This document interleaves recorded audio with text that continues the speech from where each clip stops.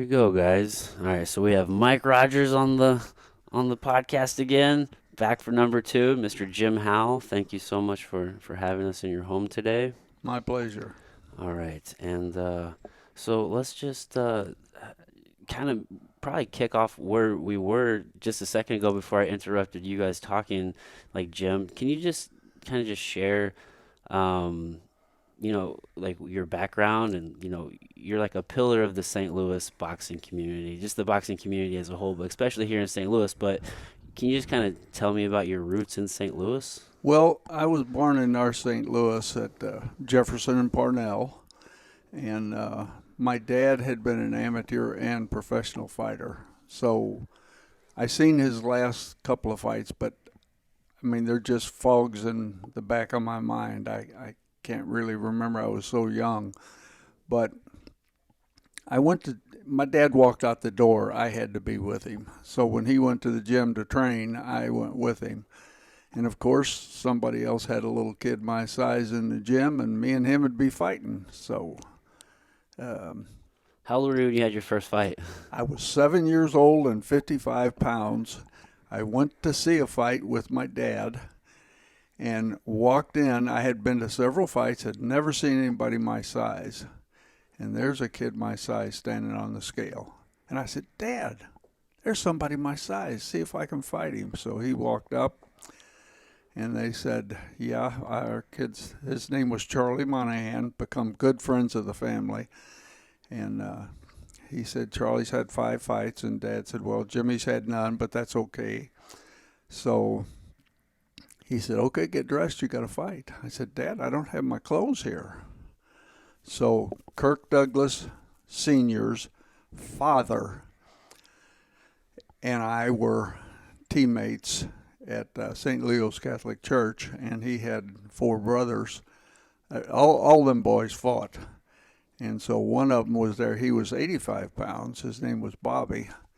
And Bobby said, well, my fight got canceled. You can wear my clothes. Well, I was 55 pounds and he was 85. So they stuffed newspapers in the shoes. And Dad got a safety pin and pinned the shorts up where they'd stay on me. And I fought my first fight and won and got to meet his mother. I could hear her hollering, Charlie, just screaming for him. Well, every fight I had after that, if she was in the audience, she was hollering for me, except 2 more times when I fought Charlie during my career. She always rooted for him first, of course. But and it just went on from there. I fought till I was 17 and then quit to play basketball my last year of high school. And I went back to help Dad train, and I worked out till I was, well, I think the last time I worked out I was in my 50s, but I worked out pretty steady through my 30s, and I didn't mean to be a boxing coach. I didn't mean to run a gym, but a guy that I had breakfast with every morning. He was in the same restaurant, and we would be talking about the fight shows that were on television. And so I got a phone call, and this guy said he had 2 kids. He wanted to be in the Golden Gloves. I said, well, the weigh-ins are Saturday, and they ain't going to have time to get ready. He said, oh, they're in tip-top shape. 5 miles a day running, 100 push-ups a day, do this, do that. I said, okay, bring him down. So when he walked in, it was my buddy that I've been having breakfast with for a couple of years. And I said, well, I don't think they'll be ready, but I'm going to let you decide. I said, I got opponents for him to work with, and we're not putting either one of them in the gloves because they're not ready. So he worked them out. We worked them out with these 2 kids, and he said, well, I still think they'll be all right. I said, okay, now I want you to watch these next 2 kids work out because they're both fighting in the Golden Gloves, and one of them will be in your kids' and both of your kids' weight. One of them will be in both of them. So he looked at him and he said, thanks for looking after my kids. He said, they're not ready. You're right. So he said, how come we don't have one of these gyms in Florissant? I said, because nobody cares. So he said, if I can get a gym, will you coach it? I said, absolutely. 30 days later, he called me and he said, come on, we're going to go look at your new gym. So Florissant Community College had those old wooden buildings that they started the college in. And they give us, there was 4 rooms in each building. It was a big, long, looked like an army barracks. So they gave us one half of one side. And they had a real nice shower room. They had a janitor that cleaned up every night. It was really neat. Plus, we had that rubberized track right over the hill from the gym. So it was a good place to get started, but it didn't last long. They needed the buildings. And we found an old meat market of all things. They always talk about boxing and raw meat and stuff. The whole Rocky story. Yeah, and so we found this old building, and it was 2 Jewish fellows that owned it. They rented it to us for $175 a month. That was in 1970, probably 5. I left there in 2015, probably about 2012, and the one Jewish fellow offered me his half of the building. He said, "You take it and go on." I said, "I can't put a new roof on it. I can't fix the walls. I just don't have the money to do it. I'm retired." So I had to pass it up. But they were so good they never even asked to raise the rent a dime. So because it was for the kids, and the first thing they warned us about was that if the neighbors complain, you're out. And we said we understood that. So, but we never had a bit of problem with any of the neighbors. Or did have, guess we'd been there about a month. And one evening we had kids boxing in both. I had 2 rings and 8 heavy bags, 3 speed bags, and some other equipment. And all of a sudden the door flung open, and here come 5 cops with guns in their hands. Oh, wow. And I said, "What the hell's going on?" And some guy in a suit, and I'm assuming he was some kind of detective or something. And he said, "No, you tell me what's going on." I said, "Well, this is an amateur boxing gym. This is for the kids." He said, "What are you doing?" And he said, "Well, we were told you guys were selling dope. They see all the kids coming in and out, so they thought you were selling dope in here." Oh, wow. So they said, like busted in the door. Coach, is this the last place you had? Yeah, that's the old place on Hanley Road. You might have been Old there Hanley. before, Adam. Did they do Golden Glove weigh-ins there? Yes, Yeah. yes, Yeah. yes. Mhm, I've been in there. Yep. You remember that radio building? Yeah, it was. Well, we turned out some of the best fighters that ever existed. We had the only amateur in the world that ever beat Mark Breland, and that was Darrell Anthony. We had 2 kids at 125 pounds, Eddie Hobson and Carl Daniels, that earned their way to the Olympic trials from different. Carl won for the USA Boxing. He won the USA Boxing Nationals, and Eddie Hobson won the National Golden Glove. So that was their entry into the Olympic trials, and I think they had like probably 8 or 12 people in the tournament. The USA Boxing had, I think, 4, but it could have been more. And then there was the gloves and the USA Nationals and Powell, and there was a couple other national events that put people in it. So my 2 kids went in opposite directions, and they met in the finals. Oh, wow. They beat everybody in the United States, and neither one of them got to go to the nationals. Why is that? You mean the Olympics? Never got to go to the Olympics. I'm sorry. Well, they had a system they called the most worthy opponent. So whoever won the tournament had to box the most worthy opponent twice. And the gentleman they picked had been number 1. I'm almost positive he was number 1 in the world. I know he was number 1 in the United States. He might have been number 2 in the world, but and he was a wonderful young man, a great little fighter, really a nice person. But they picked him.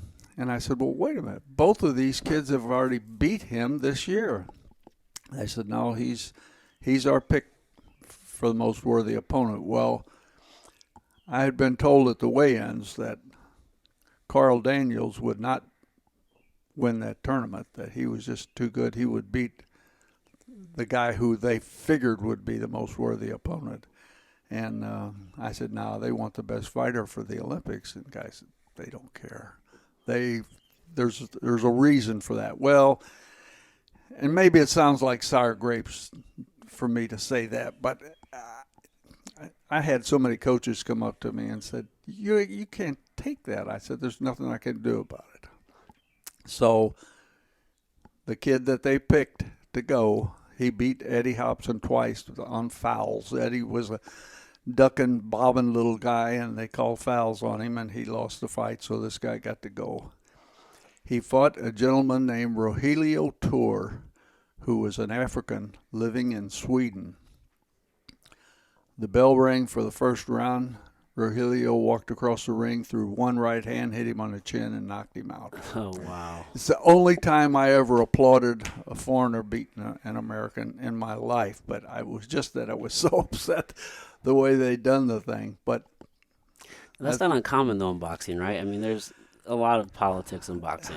It's nasty. It really is. There's some of the nicest people I've ever met in my life in boxing, but some of the rottenest too. So Yeah, I'm sure you probably come across quite a few characters, right? Oh, yeah. I mean, the mob has a lot of ties in boxing, right? not anymore. But Since there was a time. oh, there was a Can time you when talk it was about terrible. that time? Yeah. There was a time when it was terrible. Supposedly, Sonny Liston was owned by the mob, and I've heard all kinds of stories from all kinds of boxing people about his two fights with Muhammad Ali, and they were not supposed to be on the level because all the betting changed at the last minute for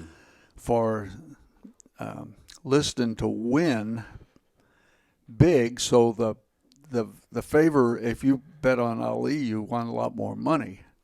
So supposedly he was supposed, but I mean, Did you have ties with Sonny Liston at all, or did you know? I knew him. I knew him. I worked out in the gym with him in 1954. I lost in the finals of the Golden Gloves, and a month later, that was in February, and then sometime in late March, I was asked to come down and try out for. They had what they call the International Golden Gloves. They brought European champs over, and they went to, I think, 4 or 5 different cities in the United States. And I was supposed to try out for that, but I hadn't trained a day since the gloves, and I was just so far out of shape. But Sonny Liston was in the gym that night, and he was sparring with a guy, and I'm not going to say his name, but he was really a wonderful man. He became a minister a few years after his boxing career ended, and he might still be alive. I'm not sure, but they were working out 16-ounce gloves and headgears, and Liston knocked him out so cold in the first round that they were prepared to take him to the hospital, and he started twitching, and pretty soon he was able to move and get up and function. But he was a awesome individual. He fought a guy from Texas, and I'm sorry I can't remember his name right now, but he got his jaw broken the second round and fought an 8-round fight with a broken jaw. Oh, wow. Now I don't know how that is a difficult job to do, but he was a tough man, and he was just a tough man. There was a priest in Florissant that just had a love for boxing, and this one coach from St. Louis called him and said, Father so-and-so, you got to come up to Jeff City and look at this amateur boxer. So he said, okay. He said, I'd love to. So he went up and looked at him, and he said, it was the best fighter I ever seen in my life. He's And from he'd Jeff never City. had a fight. He said, well, I guess he probably had some fights in the joint there. But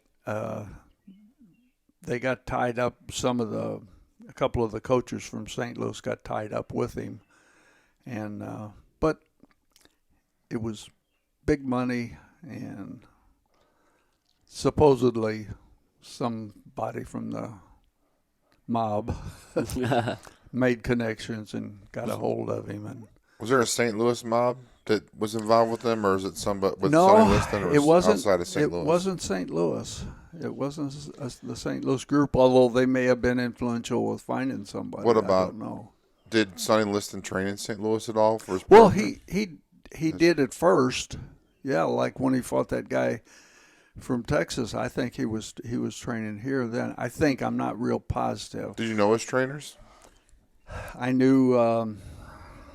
He was a great guy too. Listen, part of this getting old is forgetting names, And I remember so much. Yeah. I have trouble with names, but this guy was really a great guy, and he had some really good fighters in his lifetime. But he trained him as long as he could. But when he got forced out, then he got moved to San Diego. oh no, it was up on the East Coast somewhere. That's where all the gangsters were. Oh yeah. But he got moved up somewhere on the East Coast, and he eventually wound up in Denver, Colorado, that's where he died. Sonny Liston. Yeah, and they said he died from an overdose of heroin or something. But to everybody who knew Sonny Liston, he wouldn't even get a shot to go overseas and fight because he was scared of them needles, and he wouldn't have no part of it. Oh. He also Foul play. Yeah. Huh? He also at one time got a police officer. I don't know if he tried to arrest him or tried to order him to move on or what, but he wound up beating a cop up. And a captain from the police department from St. Louis told him, you better move out of town because you ain't beating my cops up. Yeah, it was a bad idea back then for sure. Yeah, so he left town. But There's other guys from St. Louis like Archie Moore. And tremendous fighter. I think Archie Moore was one of the probably the best fighter from St. Louis, maybe. Or he fought Rocky Marciano, and he was pretty old then, I believe, right? Well, yeah, he was in his 40s.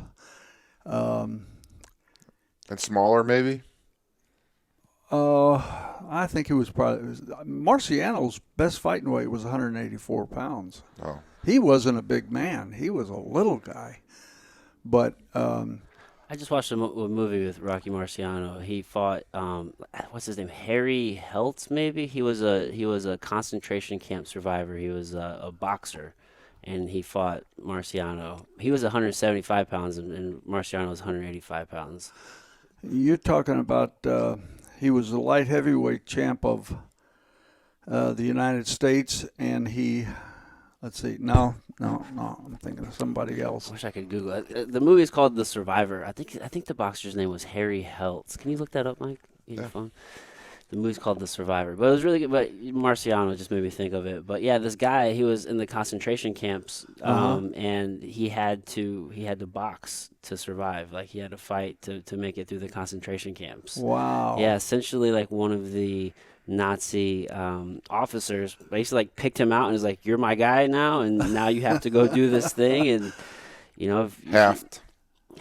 Harry Haft. It just says Haft. Didn't say his last. Spell it. Haft. Oh, I'll be down. Yeah. Let's see.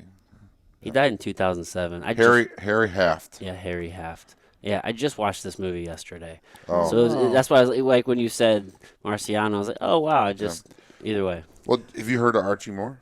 No, He's like, tell us about Archie Moore. If please you, do. well, Archie was basically a 175 pounder, and he beat everybody around at 175 pounds. So he decided to fight heavyweight. Because actually, everybody that made any money in boxing, especially back in them days, you had to be a heavyweight to make good money and he's not talking about beat everybody around in St. Louis. He's talking about everybody around in the world. in In the the world. world. Yes. So he decided to take on Rocky Marciano. So, and I don't remember the round, about the fourth or fifth round, he knocks Marciano down. Mm. So the fight went on to about the eighth or ninth round, somewhere in that vicinity, and Rocky stopped him. So he was coming back to St. Louis, and there was a sports writer at the Post-Dispatch named Gould. There's a Gould today, but it's spelled different. It was, well, I can't remember his first name, but he was a friend of my dad's, and he was telling my dad that Archie was coming into St. Louis, and he said he had like a 3-hour layover. He said, "Why don't we have dinner?" So the sports writer went out to have dinner with him, and he said, "Now, before we eat, I want you to tell me about the fight with Rocky Marciano." He said it was very simple. He said, "In the fourth round, I knocked him down." He said, "Now, most people I knocked down didn't get up." So he said, "I turned around and raised my hand to show everybody that I was the champ of the world." And when I turned around, he said that guy was getting up. And he didn't say guy. He said he was getting up. And he said, "Well, what happened?" He said, "He just beat the shit out of me." Well, he was Mentally, that probably did a number on him, right? Archie I Moore. guess. He's the longest reigning light heavyweight champion of the world from 1952 to 1962. Oh, really? Wow. Nicknamed the Mongoose. So, and he fought from 1935 to 1960. My dad fought on the same show with him a Wow. time or two. Did he? Yeah. So, did you know any of his trainers or where he trained at in St. Louis? Do you have any names there? Let's see here. Ranks Moore as the third greatest pound for pound fighter of all time. Wow. BoxRec ranks him the third greatest fighter of all time, Oh, wow. Wow. pound for pound, Yeah. which would be above Rocky Marciano, Yeah. Oh, yeah. I'm sure. And then let's see. He was a trainer. He trained Muhammad Ali, George Foreman, and James Tillis. He says this is Wikipedia. Yeah. And then 220 total fights, 186 wins, 23 losses, How many knockouts? 132. Oh, wow. And He was an awesome man. That's a bad man right so there. did you ever meet him? Oh, yeah. Well, let me tell you a funny story. Do you remember when we had the Golden Gloves out at that North County, that gym on Redmond Road? I think that's probably before my time. I started Okay. with you in '98. So Okay, I'm not sure what year this was, but I had walked up to the front door. Somebody was trying to get in that was fighting, but they wouldn't let him in the door. So I walked up. There was only half a dozen people standing up there. The door opens, and in steps Archie Moore, and this guy had brought him out to see the fights. And I looked at him and I said, "Archie Moore." And he kind of smiled, and I said, "No, you're going to shake my hand." So I walked up and shook hands with him, and nobody in the room knew who he was. Only you appreciated him. Well, they were all sports fans, but they were, fight fans, but they were just fight fans. They didn't have no history of the sport at all.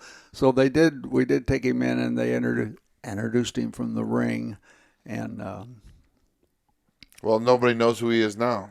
no, it's a shame. I mean, Adam is a boxing guy. Yeah. You don't know who Archie Moore was. Third greatest boxer of all time in the world ever. Yeah. From St. Louis, and we don't know who he is. I'm so Yeah. ignorant to boxing history. But that's Yeah. that's everybody. Yeah. Not Oh, everybody, but it is a Super shame. common, yeah. And that St. Louis amateur boxing thing um,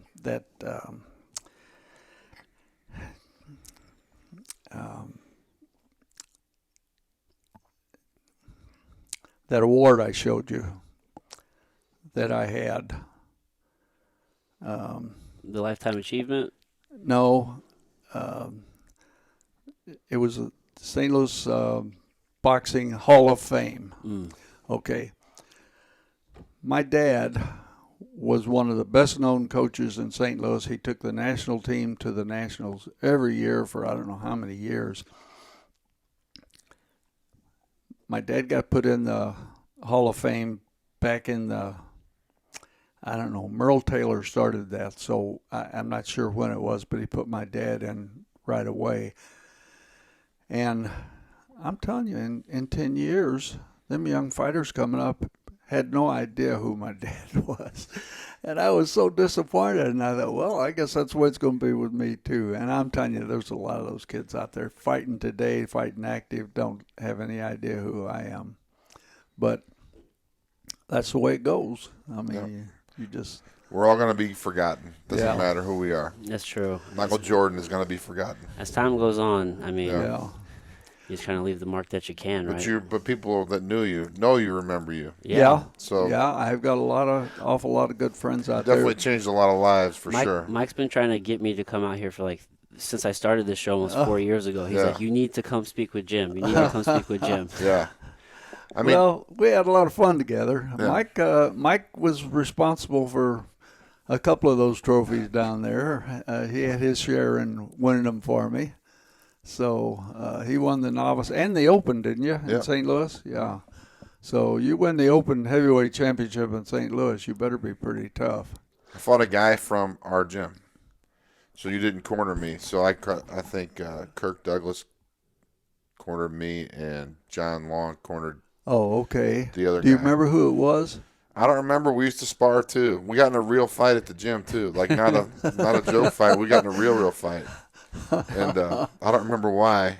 Yeah. I remember I kicked him. Oh my God! Not a kickboxing kick. Like he was on the ground. Yeah. Oh, wow. We were. It was a real fight. Oh, we my were. goodness. I was in my 20s. Yeah, It's just different time. different time. Yeah. Just full of testosterone and ego. And Yeah, we. I think he was quiet. I don't remember his name. He was a nice guy. We just had a moment, I guess. it happens. Well, I had a few of those down there. I had two sets of brothers that I remember specifically. The Buchanan boys, Lamont and Vernon. Now, Vernon turned out to be the better fighter as years went on, but in the beginning, Lamont was older and a little better, but they got in a fight a time or two down there. And then I had the two brothers, two black kids, and they got in a fight, and one grabbed a broom and broke it and was beating his brother with a broom handle. And I had to kick him out, and he said, well, wait a minute, he's tougher than me, and he was beating on me. And I said, go home, rest, cool off, and come back tomorrow. So I never had any more trouble after that. But when we got in the fight, you didn't impress you too much. You didn't care about it one way or the other. Oh, really? And it was broke up pretty quick. Yeah. I think we probably got back up and sparred more. I had a kid named, his mother's name is Linda Evans, and I can't remember, Casey Evans. And he went off to Hollywood, and he got involved in some movies, but handsome, real nice-looking young kid, and a decent little fighter. And I had him working out with Greg Hill. And the bell rang just as Casey was throwing a punch. So Greg threw a punch back, and Casey threw a punch back. And pretty soon I jumped in the ring. Do you remember Qusay Mahassan? No, I remember Greg Hill. Okay, Qusay Mahassan, and I'll tell you a story about him. Qusay jumped in and grabbed Greg Hill, And he said, "Come on, man, Mr. Howell don't need this kind of shit." And so I grabbed Casey. He said, "I don't know what's going on." Yeah, I said, "Are you mad about something?" He said, "No." He said, "I punched as the bell rang." He said, "I couldn't stop it." And he said, and he kept punching back, and I kept punching back. And I said, "Well, you guys shake hands and let this be the end of it." They shook hands, and that was all there was to it. But this Qusay Mahasan, and he has a brother named Belial. They both boxed for me. They came from California, but had never had any real fights. They might have trained a little bit. But Qusay was a well-built little guy, and I think he was probably, 126 or 135, and tough kid. I mean, I could put him in with any open fighter I had, and he was very competitive. So there was a fight show in St. Louis. They called it the Missouri State Championships. It was down at a Catholic church downtown, down off of just east of 12th Street. And he was supposed to fight a kid who was ranked number 5 or 6 in the nation. And he had just won the novice championship in St. Louis. We had. The other kid had won the open championship 3 or 4 times and was rated like 4 or 5 in the nationals. And when they announced them, they read off all of their credits. And when they got to Qusay, winner of the whatever year it was, Golden Glove Novice Championship. So everybody was saying, "Oh, this ain't gonna be no fight." Qusay beat the hell out of him, had him on the floor and everything. And 2 guys come up out of the audience who had been betting. "He ain't supposed to win this fight. What happened?" I said, "Well, they didn't know it, but I did." I said, "I knew how tough he was. They didn't, or they wouldn't have took the fight." But did the same thing. I took him down below Springfield, Illinois. Forget the name of the city, but there's a city up around Chicago with the same name. But anyway, they had a guy. His name was Rocky Johnson, and he had been a 5-time Kansas City Golden Glove Open champ. Now, Springfield was a feeder tournament to go to Kansas City to get to go to the Nationals. Well, this wasn't a tournament. This was just a fight show.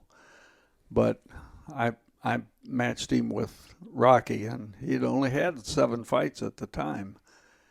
And he just pounded Rocky from one end of that ring to the other.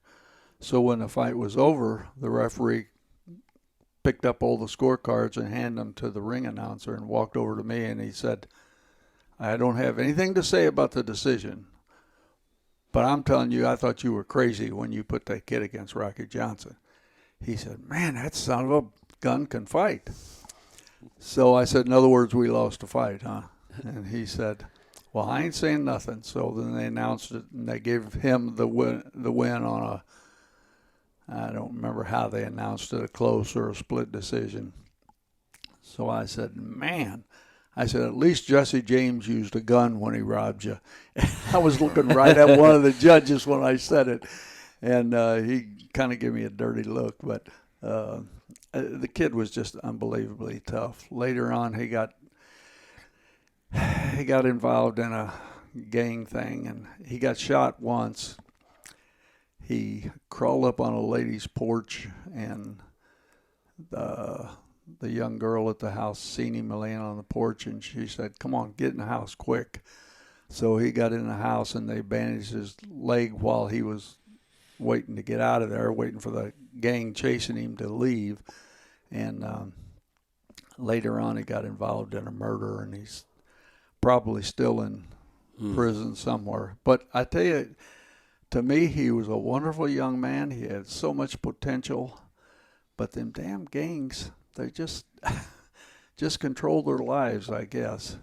But Yeah, that's got to be like a heartbreaking thing, right? As a coach, I mean, you spent so many years investing so much time and just energy, just like in the community and these kids, and you see the potential, and then just something happens. What area was the North Hanley gym on? What is that? well, it's Is that a little area of St. Louis County that nobody wants. well? What's it called? I can't It's remember. still called St. Louis County. It's just No, it's an it's not. unincorporated county still. It's It's not. St. John's to the west. It's Normandy to the east.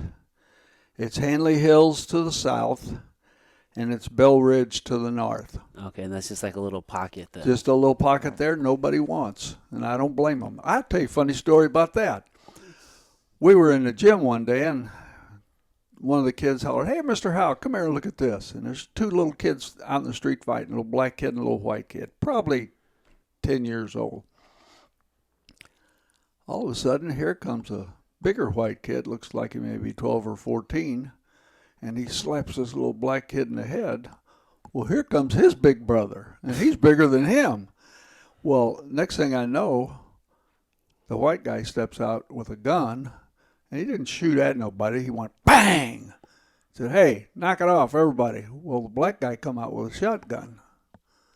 And he said, "Well, this makes me big as all of us. Let's go." So somebody had already called the police. You hear the siren.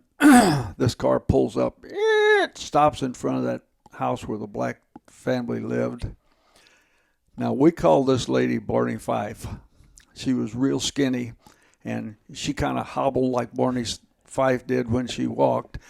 She walked up to the door, and she went bang, bang, bang. And when the door opened, here come a 12 gauge right in her face. Oh, wow. She turned around and ran to the car, put in gear, all the way up the street, stopped just to pass the gym, and called for help. And here come 5 or 6 police cars. And so they arrested both of the guys, took them both to Clayton, and I'm sure put them in jail. The next day, I'm telling you, the very next day, one of the kids said, "Hey, Mr. Howell, come here. Here's this little black kid and a little white kid that started the fight on the street playing with each other." I said, "Well, that just proves Mom and Dad oughtn't to get involved in the kids' fights. They can take care of themselves." We should let more kids fight. Yeah. That area was. I didn't spend a lot of time driving around it, but I was always like, man, I hope my car doesn't get broken. You know, I never had a minute's trouble in that neighborhood. I didn't have a problem either, but Never. And at one time, I got a call. There was a lady down the street, let's say that was, well, I can't, Hanley and Meridian, down the street on Meridian. She was a white lady, and she was married to a black man, and she had 2 daughters that were mixed, and I think the son was possibly his son by another marriage. He looked more black than the 2 girls. The kids were all 3 great. The boy had been in the gym training. He never did fight, but he come in and trained. And the girls was always up there flirting with the boys. I had to tell the mom to keep them. She come up and told me one day the boys were making some sarcastic remarks. I said, "Well, I'll tell you what. I'll keep my boys away from her with the girls if you'll keep the girls away from my gym." She said, "What do you mean? What are they doing at your gym?" I said, "They're girls and these are boys. That's what they're doing." So I said, you keep your girls at home and I'll keep my boys away." So we never had another problem. And then one night we're sitting here and I get a phone call. And she said, "Mr. Howell, this is so-and-so." And I knew her by name. I don't remember it now. But she said, "Your gym's on fire." I said, "Oh, no kidding." So I jumped in the car and run over there. Well, by the time I got there, the fire department had got there. I had a glass window, was probably the size of that wall there. And it was, I know, at least half-inch thick glass. And they had broke that glass out. And what somebody had done, there was some plywood on there, and they'd pulled the plywood back, stuffed some rags in, and set it on fire. So they had to break the glass out. Well, now here I am. It's 12:30, 1 o'clock in the morning, and I'm sitting in this neighborhood waiting for a board-up man to come and board that window up. So one of the black guys who lived back on Lyndhurst, which was the next street up, he said, well, I'm staying with you. I said, look, you got to go to work. I don't. I'm retired. He said, no, I ain't leaving you here. So he stayed with me till the board-up people got there, and they boarded the window up, and then I left. So he was a real good supporter of ours. I don't remember his name either. It's a shame. But he was the youth pastor at his church, and we had a set of weights on cables in the gym, and he had purchased them for us. Said he thought we might need them, and he come to several of our fight shows. But the neighborhood really stuck with me. Sunday weigh-ins were horrible for those people in the neighborhood because there was cars in front of them. Some people even on occasions parked in front of their driveways, to get in, run in, and weigh in and get out. And go, yeah.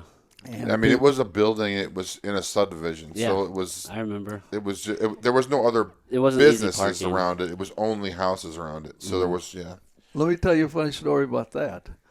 The cops that broke in, the guy in a suit and tie was what do you call it when you rate the neighborhoods like residential, business? Zoning. He was the zoning commissioner for St. Louis County. He gave me his card. He said, let me just answer that. All right, no problem. We went to Clayton the next day, following Monday. And the guy said, well, Jim, I'm going to tell you you're in trouble. I said, what kind of trouble? He said, well, that's neighborhoods zoned residential. It's not commercial. I said, well, we're not commercial. He said, you're running a business there? I said, that's not a business. That's a not-for-profit corporation. I said, nobody gets paid. Every coach in there is there for the enjoyment of working with kids. He said, well, I like what you're doing. I'll tell you what I'm going to do. I'm going to turn a blind eye to you. He said, I'm going to act like I don't know it. But if I hear any problems, you're going to have to get out. I said, okay. And that was 1975. So What year did you close that gym? 2015, 16? Well, it was a little before that when St. Louis County offered to let us get in that school in Jennings. That's right. Yeah. And I think it was, I just don't remember the year, but it was probably around 12, maybe 10. And then I sent Frank there, and I went to the St. Charles North County gym, and I took that one over. So, What kept you in that area for so long? Because like we were talking before, you grew up in Berkeley, right? And then you actually left boxing for a number of years, right? So I guess it's kind of two questions. What brought you back into boxing to start volunteering your time to actually coaching and giving so much of your time? And then also what kept you in that area doing that for so long? well, what brought me back was to help my dad. I thought he was getting old. He was in his 50s and 60s. And I thought, damn, that man's getting old. He needs help. And he was always talking about, man, I got more kids down there that I can handle. So, but I was married with 2 kids and was working 2 jobs. So I went down every chance I got, and every fight he had on a weekend, I managed to make to go to help him with the fight show. And so then, like I said, with the gentleman who wanted to put the gym in Florissant, I just accidentally got into coaching. Now that was 1972, and I just never got out of it. And as far as the neighborhood, I would still be in that neighborhood if that gym would have stood up. The gym was falling apart. The building I itself. have a video of it. I'll give it to you sometime. Yeah, it was the roof was leaking in 3 or 4 different places, and One of the coaches, Kenny Riley from Belleville, came over one day to bring a kid to box, and he said, "Man, your roof's leaking." I said, "Yeah, I know. We got some problems up there, and I don't have the money to fix it." He said, "I'm a roofer. I'll be back." So he came back the next day and patched the whole roof. And it lasted for years because it eventually come apart. But it was such a neat gym. People came there from all over, and I mean all over the country. I had a picture down there of this white kid who was a good fighter. I can't remember his name. This Alzheimer's is terrible, but he sent me pictures of him to put on the wall down there. He come in and worked out with some of my fighters, and guys from gyms all over the area would come out there and train. And so many of them told me, this is just as much home to me as my gym. I really enjoy coming here. So There was trainers all the time from all different gyms there.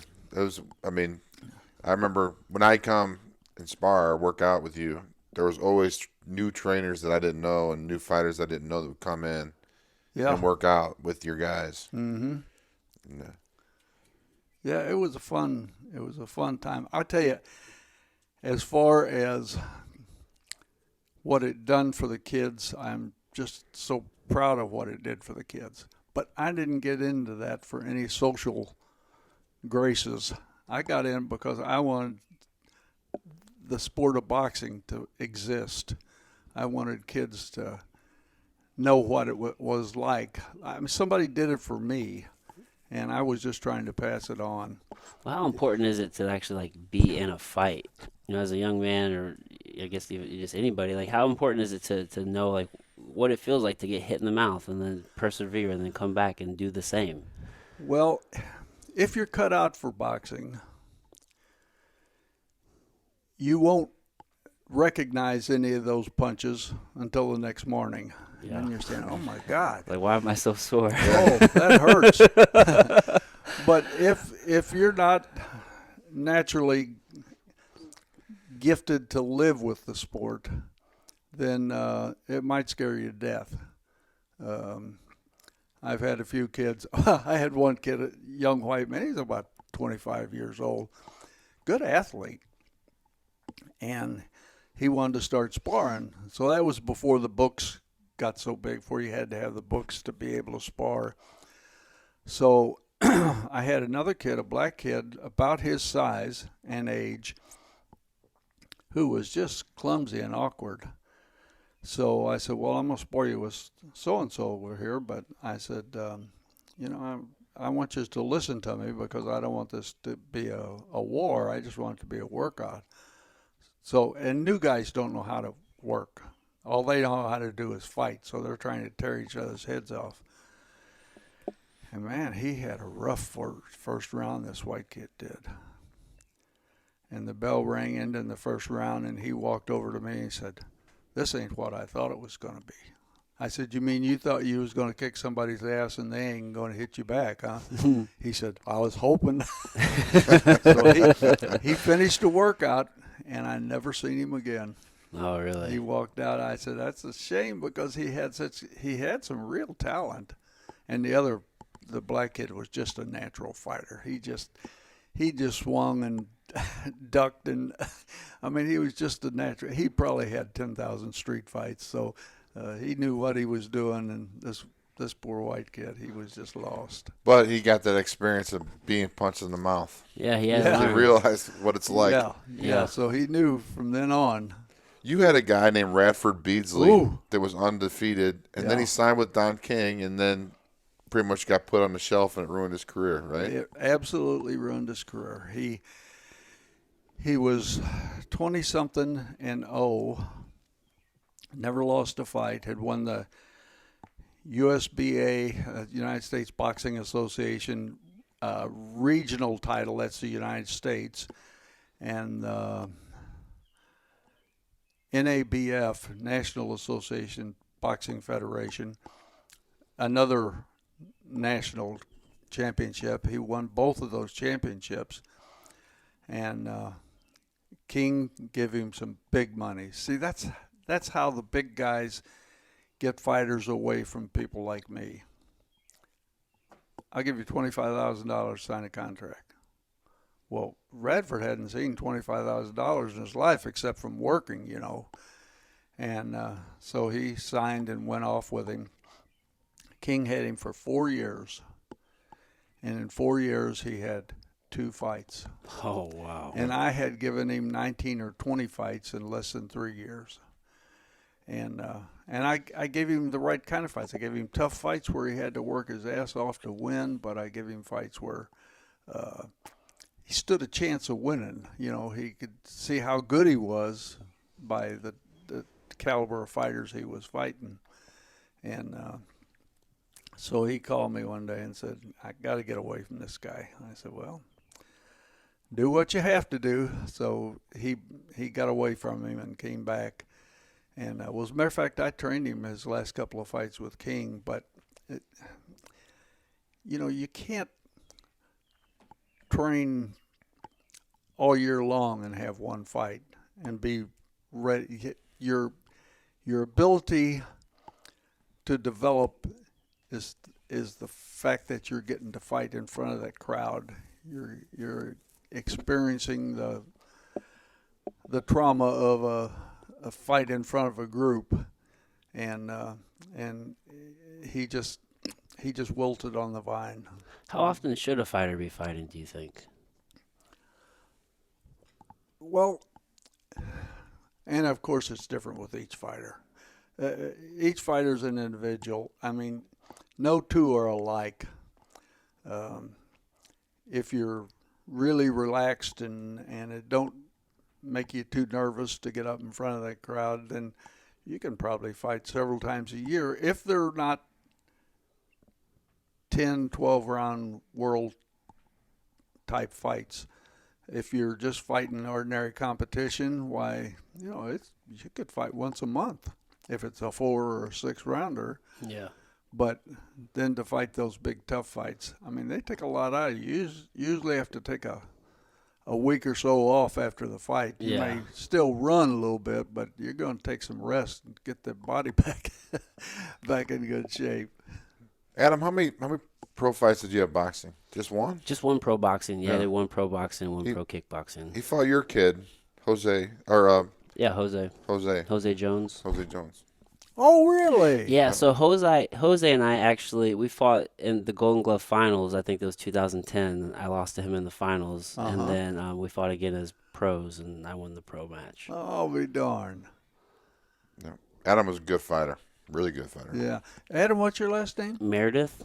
Meredith. Okay. Yeah, I mean, I mostly just did MMA. Mike always made us do everything, though. We always had to do kickboxing and boxing and jiu-jitsu and more. Like, he had us do everything as amateurs when we were preparing I just figured the more competition, the better. Yeah, which kind of was to my Absolutely. question. In the beginning, is it more important to, get those fights in, and get that experience and get those rounds in? And obviously, as you said, when you get the bigger fights, it's far and few in between. But with MMA, it was hard to get fights sometimes. We go months and months without fights, and you're always training. So Mike always filled it in with all the other things. Sure.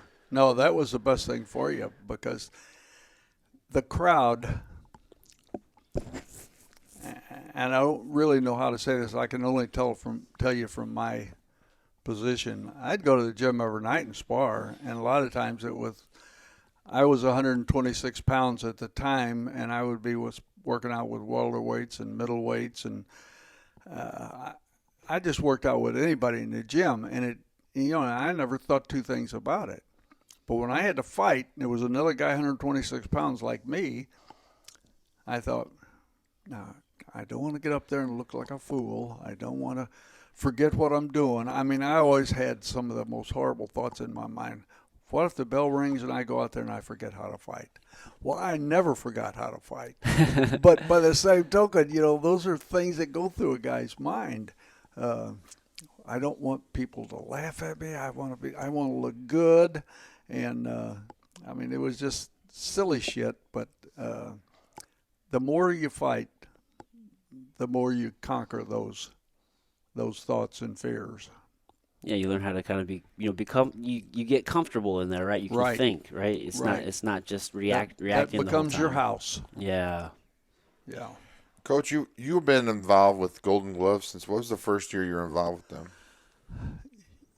You mean me personally or as a director? Both maybe. Okay, well, first time I went to the Golden Gloves, I was about 10, 12 years old. And I seen a bunch of kids get up and fight, and they had SBAC on their trunks. S was South Broadway. South Broadway Athletic Club. But all I ever remember anybody saying SB for was son of a bitch. So I said, Dad, what have they got all over their trunks? He said, it's the name of their club. I said, what is it? He said, South Broadway Athletic Club. I said, oh, okay. So, but there was a guy named Joe Weber was the coach, and he won the team championship every year. He had an awesome team. Most of the white fighters in boxing in St. Louis came from the Catholic Church. Every Catholic church had a CYC or a CYO. They called it the Catholic Youth Organization and Catholic Youth Council. Um, but and them damn Catholic kids were the toughest, meanest kids in the world. And so we had a lot of white fighters. Catholic Church ended boxing in their programs. And man, we went dry for several years. I mean, it was we had what we had already been developed, but it was a long time before they developed any clubs to bring white fighters along. And there was just so many good black fighters. And Kenny Lohr, we had a coach named Kenny Lohr. He operated a gym out of DeSoto Center, which was on Cass Avenue, real close to Pruitt-Igoe Housing Project. Mm-hmm. That's where Michael Spinks come from, and so many of the good fighters. I mean, he had some awesome fighters. And I'll tell you how I compare his club with the rest of St. Louis. He was the Roman army, and we were the Christians. I mean, out of 8 fighters going to the Nationals, he a lot of times had 6 of them. Oh wow. So he had Leon and Mike Spinks. Well, he had Michael. He didn't have Leon. Leon fought for, well, a couple of different clubs, and then this old guy who was a teamster and a gangster, and he got Leon to sign a contract before he went off to the Olympics, which actually nullified his Olympic Gold tournament. medal. And if they'd have known about it, he'd have never been able to fight in the Olympics. Because he's technically a professional. And they were now. both. So Right. how many? We had. There was more than Leon and Michael were on the same Olympic team, right? Right. And there was anybody else in St. Louis that year? I don't think we had anybody else on there that year. The guy from American Top Team, he was on that team. I can't remember his name. He was he's the boxing coach at American Top Team. Oh, okay. Where's he from? They're in Florida, but I don't know where he's from. Oh, he was on okay. that team. Okay. So that's kind of a cool story, though. Leon Spinks, Sonny Liston lost to Muhammad Ali, which you said Yeah. maybe could have been a work. Could have been. And then Leon Spinks beat Muhammad Ali and bring the championship back to St. Louis. Yeah. You know. Yeah. What makes St. Louis such a pillar in the boxing community? Well, I think people tend to think of, like you said, the East Coast. I feel like we have great fighters, but we've been overshadowed by the promotion people. You know, where they've like the Don Kings and they've kind of shut us out a little bit. I don't know, Coach. Maybe you. but we've had some great coaches in St. Louis. Some guys who were good fighters who done like I and so many other coaches. We tried to give back what was given to us. And we've just had some awesome coaches, and we've always been right up there. Now, the last few years we have really suffered. The City Recs, Parks and Recreation, who has been a pillar since about 1954 in developing our black fighters, has just about done. I heard they're trying to shut down all the city parks and recreations. I don't know how they can do that. Would that be like, was that like Matthews Dickey or is that not a? No, I think that's a private organization. But like, like 12th and 12th Park. and Park, Cherokee, Marquette. I can't even remember who's left. But there used to be 12 or 15 city parks and recreations. And now I think there's maybe 4. That's terrible. It's a shame. And it's kids that need someplace like that. Yeah. When I fought in Golden Gloves, there was thousands of people there, Mm-hmm. and I think Clinton, Yeah, Jerry Clinton sponsored it, which is Gray Eagle. Yeah, So they're distributor for Anheuser-Busch. Okay. yeah. And then they lost when he passed. I think when Merle passed, they stopped sponsoring Golden Gloves, and Well, it made it a big difference. They went to sponsoring the Guns and Hoses. Yeah. They put their money in the Guns and Hoses. He used to buy tables from me all the time for all the finals. Was the only one he bought tickets for. But Well, it was at In Cahoots. yeah, But before that, it was at the Keel, right? well, it had been at the Keel. The last time I fought was at the Keel, and I think the next year or two it was at the Keel, and then it was at the German House down on Jefferson and something, and that was a nice hall. And then it just went wherever they could. I mean, it's been in some dinky little places and been some nice big places. It's just There's photos online that somebody posted of 1952 Golden Gloves, and it's pretty cool to see the pictures, and they're very clear and very good pictures. Really? well, Yeah. in that time, the Kiel Auditorium had the preliminaries, which was 4 nights, and it was 3 rings going at the same time. And then the finals was at the arena, and that damn place would be packed. Yeah. I don't remember. I think they advertised a couple of times 17,000 people Oh, wow. for the Golden Gloves. But every neighborhood had a boxing gym back in the 50s. Boxing was like baseball. It was everywhere. Yeah. And like I said, the Catholic Church was our main producer for white fighters, and they sold most of the tickets. Yeah, boxing isn't quite the same as it used to be, right? I mean, I think when you hear like a Golden Gloves champion or a Golden Gloves boxer, I think maybe it means something a little bit different now than it did back then. Does that make sense? I think It's not as popular as it yeah, used it's to not be, as popular but, as it used to be, or But like you said, there's not there's as not many nearly gyms. as many people doing so, it. But let me tell you something.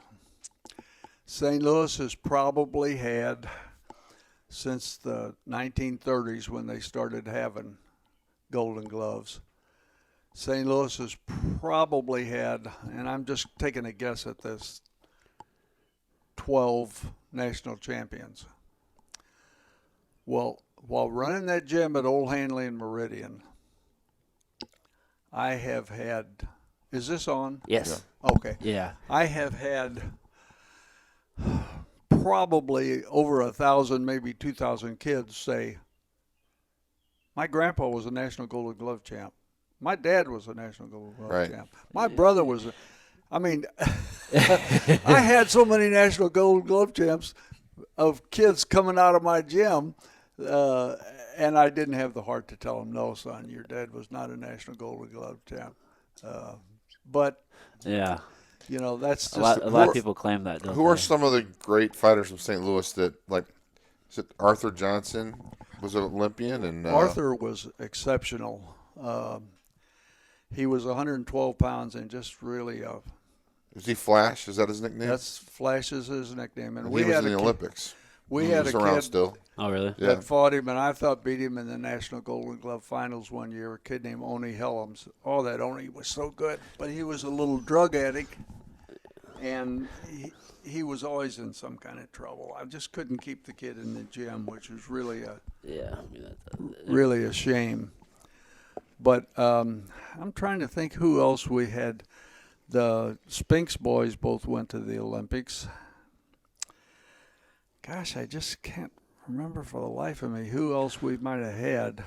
What's Buddy Shaw's grandson's name? Stefan. Stefan. He's He really comes good. in the gym a lot. Yeah, and is he? that's somebody I'm worried that they're gonna shut him out because he doesn't have, it's a game with these big Yeah, promoters, Yeah. and I don't know who he's signed with now, but he seems to be like the next kind of guy from St. Louis yeah, he with, could the be. potential. He has the potential to beat these. He could be the heavyweight Yeah. champion, Yeah.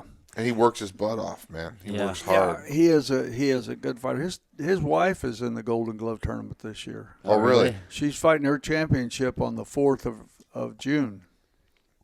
She wants to fight on the 4th because he's leaving on the 6th to go to training camp, and she wants him to be able to see her fight. So she's fighting for the championship on the 4th. But he went to the final, lost in the finals of the National Golden Gloves one year, and there was no reason for him to lose to that guy. He lost to one of those guys who never really fought you. He made you miss. He slipped. He bobbed. He counterpunched, and he would always fight the last 30 seconds of the round to steal the round. Oh, And we told him what to look for, but he just couldn't make it work. Then he turned around and went to the USA Nationals. I mean, just not too long afterwards, and won the Nationals. And this guy, I think, was in it, but got beat in one of the preliminary bouts. So he had so much potential. Really, really a good fighter, and he could be a real threat for the title if they give him a chance. But I'm afraid they're going to wear him out fighting these ordinary guys, and then he might not never get a chance. I wouldn't say that where he could hear it, but Well, he might hear this, Coach. yeah. I'm sorry. I apologize. Well, you didn't say anything bad. no, you're just calling it how you see it. You're rooting for him, that's for sure. You Yeah. can tell that. So I think it's I fear it. Yeah, well, it's important to call it how you see it, right? I mean, you've been Yeah. in the sport and around the space for so long. I mean, you probably see patterns, right, Yeah. of how deals are done and, Yeah. paths just kind of play out. And it's like, man, if you can give your words of wisdom now, hopefully he hears it so that way maybe he doesn't. Well, I don't know what you can do about it, though. I mean, he's with a good promoter. I forget the gentleman's name, but he is a good promoter, and he has managed to fight him once or twice a year. He's had a lot of fights back out on him at the last minute. He had one because of COVID, and or maybe two. I'm not real sure. Yeah. And one guy I think supposedly broke his hand and couldn't fight, and so those things happen. It's a tough sport. I mean, I've heard things, and maybe you can tell me if I'm wrong or test this, but it seems like you have to have like 20 wins to kind of even be considered to even maybe take that next step at the championship level in boxing. And like if you have a loss, it can be pretty detrimental, it seems like, in boxing. Well, Leon Spinks won the world title from Muhammad Ali on his 7th fight. Oh, really? Yeah. Oh, wow. I need to know more Yeah. about boxing history. So we have a rule in the state of Missouri, and I guess it's still a rule. I haven't promoted a professional fight for some time. But the rule is if you've had 15 fights, you can't fight anybody with less than 10. So I asked the commissioner, I said, Leon Spinks beat Muhammad Ali for his 7th professional fight. What does that say about your rule? He said, I don't make them, I only enforce them. And he's a great guy. Stephen Shaw, 16-0. Uh-huh. Yeah. 6'4". He really is, because he was kind of a chubby guy, and then he started lifting weights with Derek. Yeah, Derek's so great, Yeah, too. and Yeah. I've just always heard with like boxing compared to like MMA, like you can take a loss in MMA and it may not be as detrimental to your Definitely. career as if you take one in boxing. Well, it may not be a detriment if they think, yeah, I'll let my champ fight that guy. He looks very beatable. Yeah. So, and I've told all my professional fighters through the years, if you lost a fight, don't quit because you lost a fight. Right. Now I can find a fight for you. When you're undefeated, it's difficult finding a fight for you.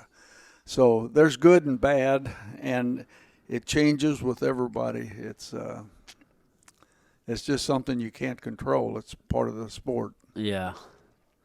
You just gotta take the good with the bad, right? You just gotta Yeah. ride. Whatever happens, you just got to live with it. Yeah.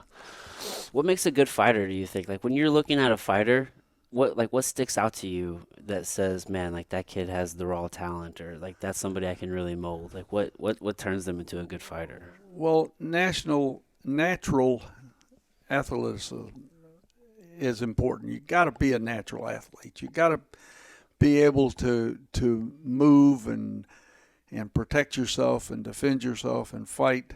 And I've seen a lot of guys come in that were tough as nails and hit hard as nails, but had no idea how to move their head, how to keep from getting hit in the face. Um, you know, and it Steve has, Berger. but he was tough. That's for sure. He No doubt was about tough, that. and he could punch. Yeah. And that guy's always got a chance. That puncher has the best chance of pulling upset of anybody. He was willing he was the most willing person to fight. Yeah, Unbelievably willing. yeah, he'd fight anybody. I remember him telling me one time he was going to Japan to fight, and just when he started telling me what they were doing for him, I was disappointed. I said, "Man, they got to pay all them bills. You don't pay none of those bills. Those." He said, "I want to fight this guy." Okay. Yeah, that's him. Yeah. How bad do you want it? I took kid. him down to 12th and Park once with Kenny Lure, right? So Kenny, Uh-huh. and he wanted to get some sparring in with a guy, and Kenny put him in there with a pro, and this guy was beating his ass. And I'm telling you, Kenny didn't keep a timer either. He was like, "Okay, you start," and they were going, and they just kept going and kept going. And okay, that's time. That was like 6 minutes, and that pro was beating Steve's ass, and Kenny just kept him going, and that kid hit Steve so many times, and he got wore out. And he wouldn't. And Kenny Lure would not let that guy. He was a pro boxer, and Steve was amateur, and he would not let that guy quit. And Steve ended up knocking him through the rings, out of the ring. And Kenny Lure was like, it was Kenny's guy. He's like, "Get up!" I don't remember. He was like, but they were doing like 6-minute round, 4-minute round. Like it wasn't on the. It was crazy. Just go until he got tired. But anyway, that's just how tough Steve was. That's Yeah. you know. But, you just never know. I've had kids that walk in there that were so natural to fighting. But it was so easy for them that they never had any drive to really do it. They would wind up not being in good enough shape and say, "Oh, well, I can still play basketball. I can do this. I can do that." And you just never know how the kid's going to be when he walks in the gym. One of the best little guys I had was Sylvester Cannon. He was a little red-headed black kid. He was 5'2" and weighed 125 pounds, and he could knock you cold. He could punch like you'd never seen, and he just beat so many guys and turned pro, but I could not get the kid to train. He wanted to party. He wanted to go out with the girls. He wanted to smoke. He wanted to drink. And I said, "Sylvester?" He said, "Well, it's going to be there. I'll get it right. I'll get it right." And he finally just lost a couple that he shouldn't have lost, and it ruined his career. But boy, could that baby fight. I took him to Atlantic City. He was fighting on a ESPN card. There was a Italian kid out of New York that was undefeated, and they had just announced that they were getting ready to move him into the top 10 rankings. And this guy called me and said, "Would you let Sylvester fight?" And I can't remember that kid's name. And I said, "Hell yeah." And they said, "You would?" I said, "Yeah." So he called me back and he said, "No, they said they didn't want to fight the kid." I said, "Why?" They said they don't think he's good enough for them, that it will lower his ranking.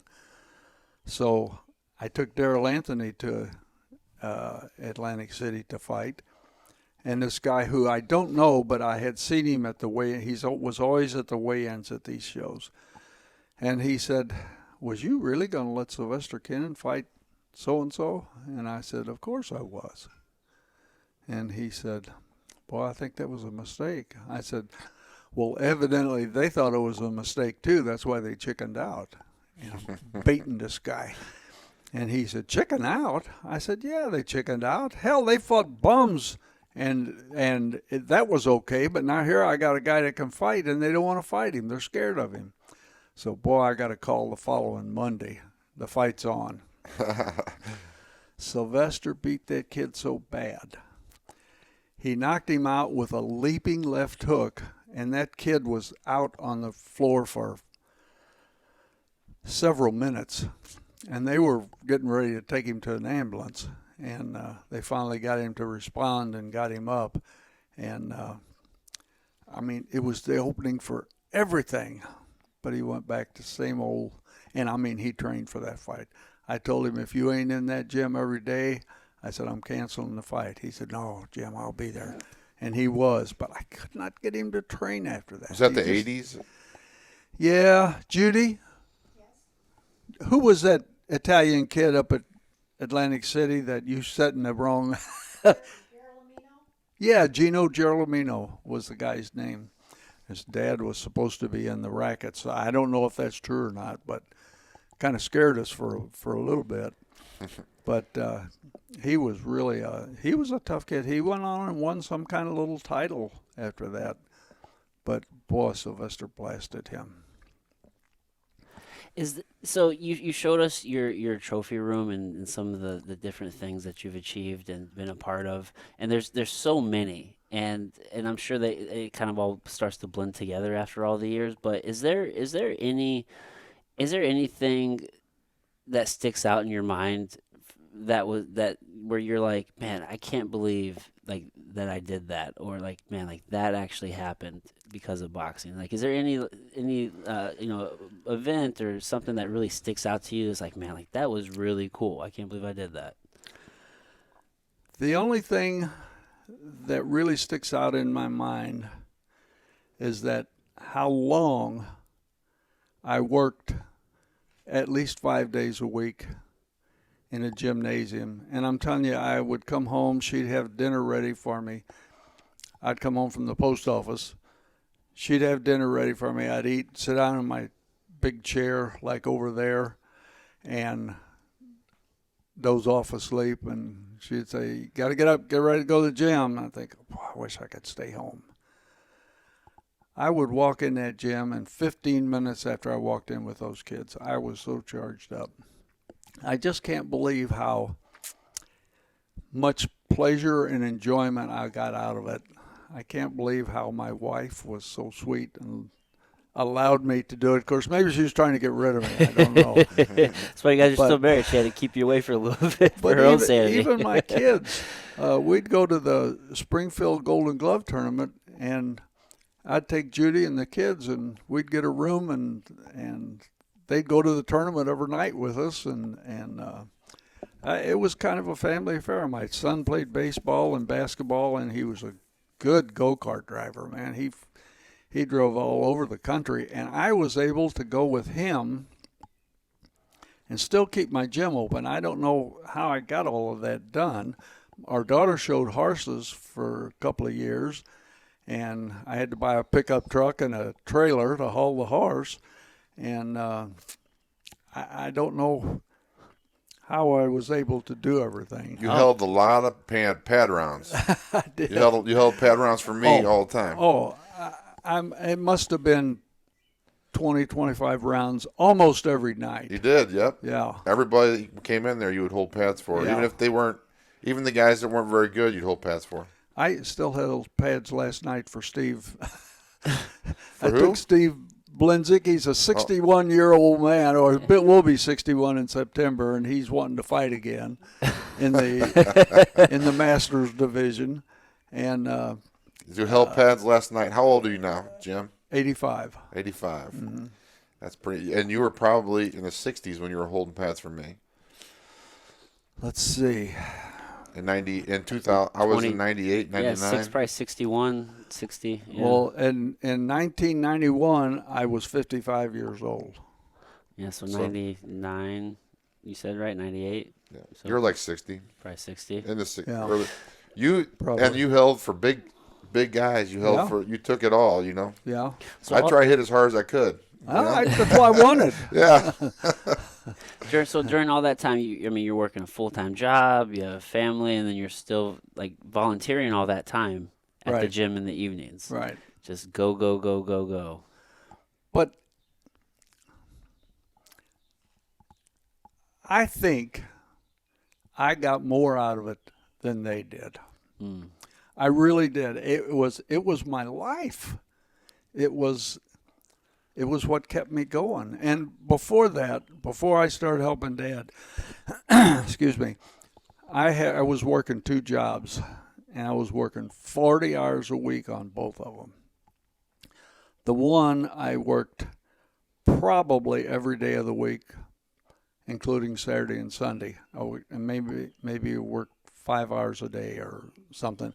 And some weeks I didn't put in a full 40 hours, but I was working so much and getting so little sleep that, man, I just about went zonkers. And I asked the doctor, why am I so upset? Why am I so nervous? Why am I so? He said, well, you're not getting your rest. You need to quit that part-time job and get some rest. Well, I eventually quit that part-time job. And I'll be damned, I started training, did the same thing with my boxing. But there was a difference. Mm. I thoroughly loved what I was doing with my boxing. I enjoyed getting in the ring and holding the mitts with the guys, and just loved watching turn some big fat kid into a heavyweight champion. It's a champ. Yeah. Love it. It's funny because I was a pro MMA fighter fighting amateur boxing, but back then, Oh, you could get away with that. No, you couldn't if No. they'd have known it. well, there was no pro sanctioning. Mm. I never fought a sanction. I don't think I ever fought a sanctioned fight. Yeah, Like, and I no one's maybe- like, no one's looking on the internet to see what you're Right. Well, fighting. even then, I didn't fight a sanctioned fight. Even when I went to California, nothing was sanctioned. Illinois, Minnesota, California, there was on Indian reservations, Mhm. or so it wasn't. And some of my fights aren't even on like Sherdog, or Right. so it was not a. It was different. It's a different time. Yeah, because MMA was just beginning. There was maybe Yeah. it wasn't like UFC was every week like it is now. It was Yeah. like 4 times a year or Oh. 3 times a year, and What did you think of of MMA as it was coming along? Were you just like, that's the thing that's gonna pass, or like boxing's still Well, king? I or- didn't know what the commissions were going to do with it. Mm. They were so, we used to have 15-round world title fights, and somebody got killed, so they cut it to 12 rounds. They used to box even heavyweights with 6-ounce gloves on. Now I think it's 8s and 10s for heavyweights. I think it's 8s up to 154 pounds, and then 10s the rest of the way up. But I didn't have any idea of how the commissions was going to allow that. I mean, I can't imagine kicking somebody in the head. yeah, I can't. And as far as the difference between boxing and MMA, MMA has the advantage because they've got so many different things that they can do. Boxer can only use his hands. I mean, in a mixed fight, he could kick, but he ain't going to know how to kick. He could grab you around the neck and try to choke you, but he ain't going to know how to do that. So the boxer would have to do his damage before the MMA fighter could get a hold of him. Oh, before he coached who's the guy with the one glove? You coached Garrett him. was just telling me about him. Like, yeah, he was in the UFC. You coached the UFC guy in the very first UFC, and he came out and fought Royce Gracie with the one glove. Yeah, he's still here in What's St. his Louis, I name? think. I can't- Yeah, Um, you But he fought. Hold on, I'll look it up. He was a boxer and he participated in UFC 1 and he went in there and he had one boxing Was glove that in on. Birmingham, Alabama? Probably. If it is, he's dead. Art Jimerson. Oh no, that's Art. I don't know. I don't know anything about Wait. Art. Art fought for Wellston, Hold on. and he fought on a lot of my shows. Is it Art Jimerson? No, this is. Don't wait for me. I'm not very fast. well, with this one. The only guy I can think of, I took him to Birmingham, Alabama, and Yeah, it's Art Jimerson. Yeah. okay, Yeah, I thought that sounds you right. coached Art Jimerson. yeah, I know who Art is. Okay. But because he fought on a lot of my fight shows at Heart of St. Charles, and he main evented a bunch of them. But I didn't follow his career any farther than around here. Where was that at?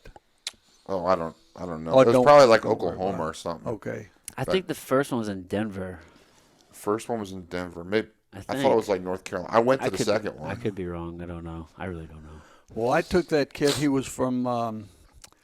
He wasn't a kid. He was a man, grown man. He was from Union. No. Down there by Six Flags.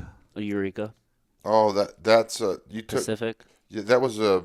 I don't remember his name. He passed away though. Yes, he drowned at Lake of the Ozarks. Yeah, he was in one of the first ones. He trained with Brian Jones and Yeah, he had a couple, 2 or 3 pro fights for me. He won all of his pro fights. He was a decent fighter, but he went down to. We took him down to Birmingham, Alabama, to fight in a MMA fight. And this referee comes up to me and says, "Now remember, this ain't boxing. Don't let this guy get hurt." I said, "I don't know what you're talking about, buddy, but I'll do my job. You do yours." So he's fighting this guy, and he was whipping his ass, but he wasn't. What he did down there, he went to the bar every day and drank a couple of beers and smoked a couple of cigarettes every stinking day. I said, "What are you doing?" He said, "I do this all the time anyway." He said, "It don't matter." Well, he got out there, and this kid was a little tougher than he thought, and he had a chokehold on the kid. He should have finished him, but the kid got a hold of the gloves and managed to get his hand off. And once he got the chokehold broke, well, he just kind of took the guy apart. So I remember he's the first guy from St. Louis to fight in the UFC. Oh, okay. That was the UFC that I didn't know you coached that. He trained with Benny Voiles too, right? Well, yeah, he and Benny both fought for me. Right. Okay. Uh-huh. I didn't know Benny fought for you. But anyway, the referee come over and said, "Man, I told you to watch this guy." I said, "You do your job, I'll do mine."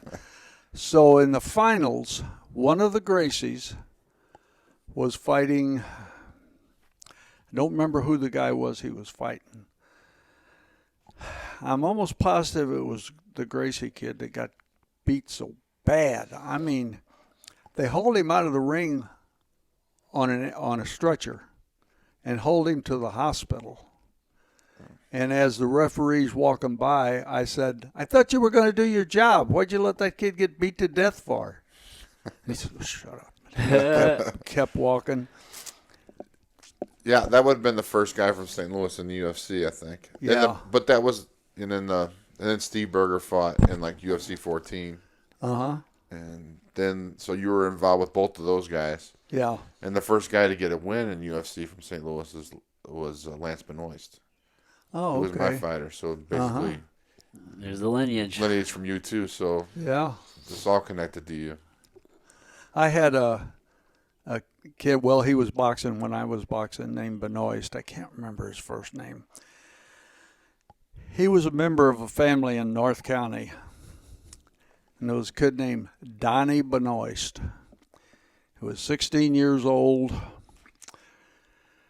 probably weighed 190 pounds. He had shoulders like that. That was the meanest kid I ever seen in my life. He was always beating somebody up. And they got shot and killed. Somebody figured they couldn't beat him with a fist, so they beat him with a gun, so they shot him and killed him. But This kid was a pretty tough kid too. He would have made a good boxer, but he just didn't. He just didn't stick with it. You just gotta keep on sticking with it, right? Well, if you're cut out for it. If Yeah. you're not cut out for it, get the hell out, because it's not a fun sport if you ain't competitive. Yeah, it's not for everybody. That's There for ain't sure. nothing worse than getting your face punched in and when you don't need to. Yeah, that's very true. That's very true. Well, all right, let's wrap this up. Jim, thank you so much for taking the time. I think we've been talking for close to 2 hours. Thank you so much. Thank you for listening. I really appreciate it, Mikey. Thank you so much for having us do this. Jim, you're the staple to the St. Louis boxing community. Well, I'm the last of You're the last man standing. last of the old dinosaurs. You and Buddy Shaw, right? Right. Yeah, it's truly an honor. Like, it really is for me. And I just can't thank you enough. Well, thank you. Yeah, I was asked by somebody who I thought was the best trainer in St. Louis at the time, and they all thought Kenny Lure was the best trainer. And I said Buddy Shaw. And they said, well, why would you say Buddy Shaw? I said, because Buddy teaches defense and offense. He teaches everything. And Kenny teaches conditioning and fighting. And I said, that's not what I like. But I said, you can't condemn Kenny because he's been so successful at it. But Buddy Shaw was really a technician. I really enjoyed the way he taught his kids. But life goes on. Well, actually, one last question. Is there, like, any advice or anything for, like, the young fighters that are coming up, that you would leave them with, or, things that they should focus on, or, anything you can kind of point them to? Well, if you want to box, get in a gym where you've got a coach that takes care of you. The object isn't to beat people up in the gym. The object is to learn how to box. And the most important thing is conditioning. And conditioning starts the minute you get your hand wraps on. You should stay busy the whole time you're in the gym. The worst thing to do is walk in a gym and see guys standing around talking or leaning against the wall or laying on the ropes while somebody else is boxing, because those kids are not going to be in shape. Got to be in shape.